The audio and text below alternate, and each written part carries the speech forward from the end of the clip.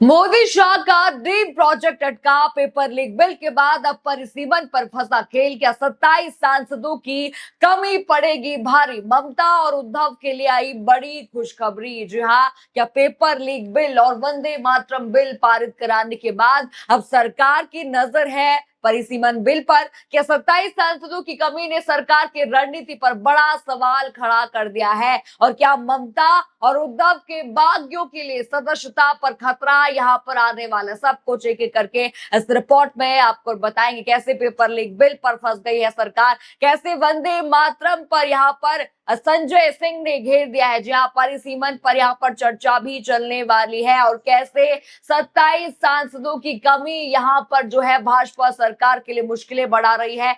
तो सब कुछ आपको दिखाऊंगी, तो वीडियो को आखिर तक आप लोग जरूर देखिएगा। नमस्कार, मैं हूं राधा राणा और आप देख रहे हैं प्यार भी। दोस्तों, पिछले कई दिनों से संसद के भीतर कई बड़े विधेयकों पर बहस हुई। पहले क्या हुआ, पेपर लीक बिल पर हुई, फिर वंदे मातरम बिल पर आज चल रही है। लेकिन अब देखिए, राजनीतिक गलियारों में सबसे ज्यादा चर्चा जिस मुद्दे की हो रही है वो है परिसीमन, यानी कि डीलिमिटेशन। क्योंकि दावा यहां पर किया जा रहा है कि सरकार अब अपने अगले बड़े राजनीतिक एजेंडे की ओर बढ़ना चाहती है, यानी कि परिसीमन बिल की ओर बढ़ना चाहती है। लेकिन बड़ा झटका भाजपा सरकार को लग गया है। जहां बड़ी हेडलाइन स्क्रीन पर देखिए, परिसीमन बिल पर सरकार की तैयारी को लगा झटका, 27 सांसदों की कमी की चर्चा तेज। हेडलाइन आपने देखी, देखिए मामला समझ आ गया होगा कैसे यहाँ पर भाजपा सरकार को झटका लग गया है। देखिए, अब सवाल है, क्या परिसीमन बिल बीजेपी के हाथ से फिसलता जा रहा है? क्योंकि देखिए दोस्तों, अब जरा उस राजनीतिक कहानी को आप समझिए जिसकी चर्चा पिछले कई महीनों से सत्ता के गलियारों में होती रही है। कहा जा रहा था कि बीजेपी का सबसे बड़ा राजनीतिक लक्ष्य सिर्फ पेपर लीक या बिल या वंदे मातरम का बिल नहीं था। इसीलिए तो जब धर्मेंद्र प्रधान के इस्तीफे की बात आई थी, तब भी जो है परिसीमन का मुद्दा ज्यादा चर्चा में था। बल्कि देखिए, अब असली फोकस है परिसीमन, यानी कि डीलिमिटेशन, जो बड़ा यहाँ पर भाजपा इसको लाना चाहती थी, पहले से ही लाना चाहती थी। दावा देखिए यहां तक किया जा रहा था कि बंगाल चुनाव से पहले ही इसकी पूरी स्क्रिप्ट भाजपा ने तैयार कर ली थी। इसी रणनीति के तहत अलग अलग राज्यों में नया राजनीतिक समीकरण बनाने की कोशिश तेज हुई। आपको याद होगा, पश्चिम बंगाल में टीएमसी के भीतर लगातार टूट-फूट हुई थी। 20 बागी हुए थे, खरीद फरोख्त के आरोप आपको लगे थे, पता ही आपको। महाराष्ट्र में शिवसेना 2 हिस्सों में बंट गई थी, 6 वहां से भी बागी हुए थे। एनसीपी भी 2 गुटों में बंट गई थी। ये सब किया क्यों गया?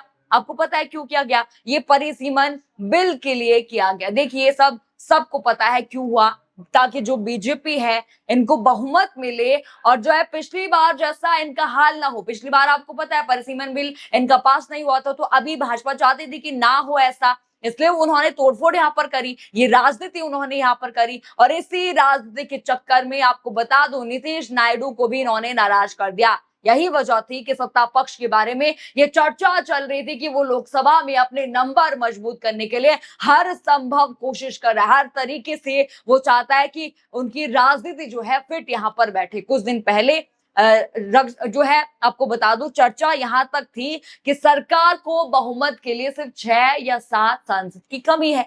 ये चर्चा चल रही थी, यानी तस्वीर यहां पर साफ मानी जा रही थी कि जीत यहां पर बीजेपी की होगी। लेकिन अब देखिए कैसे खेल पलटा। इसी बीच अचानक एक नई चर्चा सामने आई, हेडलाइन भी मैंने आपको दिखाई। अब कहा जाने लगा है कि सरकार के पास 6 या 7 नहीं बल्कि करीब 27 सांसदों का आंकड़ा अभी भी कम है। अगर ये राजनीतिक आकलन सही साबित होता है तो पूरा खेल बदल सकता है, क्योंकि 6 सांसदों की कमी और 27 सांसदों की कमी, दोनों में जमीन आसमान का फर्क है। देखिए साफ है, यानी कि परिसीमन बिल पर भाजपा यहां पर अटक सकती है। ये बिल पास कराना फिर से इनके लिए संभव नहीं हो पाएगा। ये चर्चाएं चल रही है। अब देखिए, आपको बताऊंगी कौन कौन है वो 27 जो सांसद है, कहां से कमी पड़ रही है, किसने यहाँ पर भाजपा को धोखा दिया है, वो भी दिखाऊंगी। कैसे नाराजगी यहाँ पर बढ़ गई है वो भी आपको बताऊंगी। लेकिन उससे पहले जानना जरूरी है आज का घटनाक्रम। पहले आपको पता है देश भर में पेपर लीक को लेकर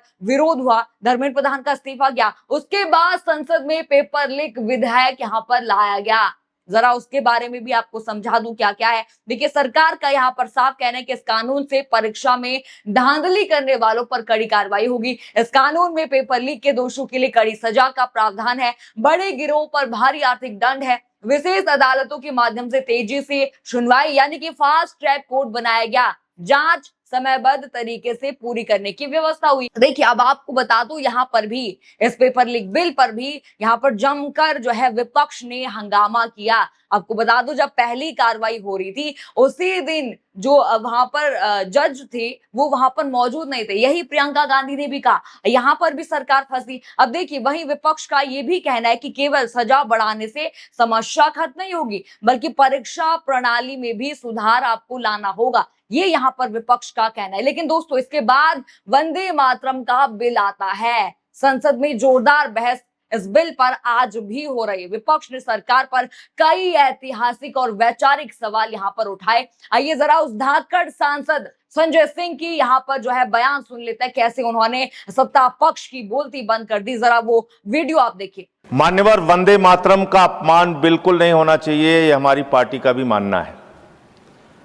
भारत के राष्ट्रगान का भी अपमान नहीं होना चाहिए, इसके लिए कानून है। भारत के तिरंगे का भी अपमान नहीं होना चाहिए, इसके लिए भी कानून है। लेकिन मुझे बहुत हंसी आती है कि वो पार्टी इस बिल को लेकर आ रही है जिसने 52 साल तक, मान्यवर 52 साल तक आरएसएस के मुख्यालय पर भारत का तिरंगा नहीं फहराया गया। भारत के तिरंगे का अपमान किया इन लोगों ने। सदन की परंपरा मुझे अपनी बात करने दीजिए, प्लीज। मैं अपनी बात करने दीजिए। आप कहिए, लेकिन आप वही बात कर सकते हैं जो सदन की परंपरा। प्लीज। हेड गेवार जी की एक चिट्ठी पढ़ना चाहता हूं। प्लीज सर, ये डॉक्यूमेंटेड है, आप डॉक्यूमेंटेड चीज कैसे नहीं पढ़ने देंगे? एक मिनट आप डॉक्यूमेंटेड चीज कैसे नहीं पढ़ने देंगे? हम बता रहे, माननीय संजय, मेरा समय रोकिए सर, मैं बता रहा हूं, मेरा समय रोकिए। आप माननीय सदस्यगण, किसी भी डॉक्यूमेंटेड चीज को आपको रखने का तब अधिकार है जब माननीय चेयरमैन से आप परमिशन लेते हैं। चूंकि परमिशन नहीं है, इसलिए मैं इसकी इजाजत नहीं दे सकता। आप विषय पर बोले। माननीय Sanjay ji, please take your seat. मान्यवर, आज वो लोग वंदे मातरम के खिलाफ सख्त कानून बनाने की बात कर रहे हैं। एक पत्रिका है ऑर्गेनाइजर 1949 में, जिसने लिखा राष्ट्रगान आइटम ऑफ इंटरटेनमेंट है। आपने हमारे राष्ट्रगान का अपमान किया, उसके खिलाफ कार्रवाई होनी चाहिए। उन लोगों के खिलाफ, उन संस्थाओं के खिलाफ जिन्होंने राष्ट्रगान के खिलाफ लिखा, जिन्होंने तिरंगे का अपमान किया। हेड गेवार जी ने अपने संघ के स्वयंसेवकों को 1930 में पत्र लिखा, 1930 में पत्र लिखा। देखा आपने कैसे यहाँ पर राज्यसभा में बीजेपी पर संजय सिंह यहाँ पर ऐसे गर्जे की उनकी बोलती बंद हो गई। उन्होंने आरएसएस और बीजेपी के लोगों ने जो भारत का तिरंगा का अपमान किया था वो भी उन्होंने कहा कि 52 साल तक आरएसएस मुख्यालय पर तिरंगा नहीं फहराया गया था। ये बड़ा आरोप उन्होंने जो है संजय सिंह ने भाजपा पर लगाया। लोकसभा अध्यक्ष को भी कई बार इस मुद्दे पर हस्तक्षेप करना पड़ा कि देखिए, आप जो है जो बिल है उस पर बात कीजिए, ये इन सब चीजों पर आप बात मत कीजिए। ये लोकसभा अध्यक्ष को वहां पर कहना पड़ गया। देखा, यानी कि बीजेपी को हर जगह से यहाँ पर घेरा जा रहा है। देखिए, अब आते हैं उन 27 सांसद पर। मैंने आपको कहा था मैं आपको आगे बताऊंगी। देखिए, बता दूं, कल ही दल बदल की जो 10वीं अनुसूची है उस पर जो कपिल सिब्बल है, याचिका उन्होंने दी थी, आपको याद होगा, उसी पर सुप्रीम कोर्ट ने केंद्र सरकार को नोटिस भेजा। अब देखिए, जो बागी हैं, जिनको खरीद फरोख्त करके जिनको तोड़ा गया था कि परिसीमन बिल जो है पास होगा, अब उनकी सदस्यता पर खतरा यहाँ पर बड़ा है। देखिए, गए कौन हाथ से गए, एक एक करके बताती हूँ। देखिए, पहले तो ममता के बागी गए, दूसरे कौन गए, शिवसेना के जो 6 सांसद थे जिनको ले गया था, जो सिंधे गुट में गए थे, और वो भी, उनकी सदस्यता पर भी खतरा है। अब देखिए, इसी बीच क्या हुआ, इन्होंने जो है इन बागियों के चक्कर में नीतीश नायडू को नाराज किया था। नायडू, आपको पता है, मंच से उन्होंने जो है तारीफ कर दी थी कांग्रेस नेता की, उनके सांसद भी गए। अब देखिए, नायडू भी नाराज चल रहे हैं। बांकीपुर चुनाव आज चल रहा है, लेकिन उन्होंने सिर्फ एक वीडियो बनाया था जिसको लेकर भी सवाल है कि वो एआई वीडियो है। ये यानी कि उनकी नाराजगी भी साफ दिख रही है। वो पहले बहुत आते थे कि हम देखिए जो है वोट दीजिए, भाजपा को वोट दीजिए, जो भी प्रत्याशी हैं, गठबंधन की जो सरकार है उनको वोट देने के लिए कहते थे, लेकिन इस बार उन्होंने नहीं करा और लास्ट में उन्होंने यहाँ पर वीडियो डाली। यानी कि सवाल यहाँ पर यह भी है कि नीतीश जो है नाराज चल रहे हैं।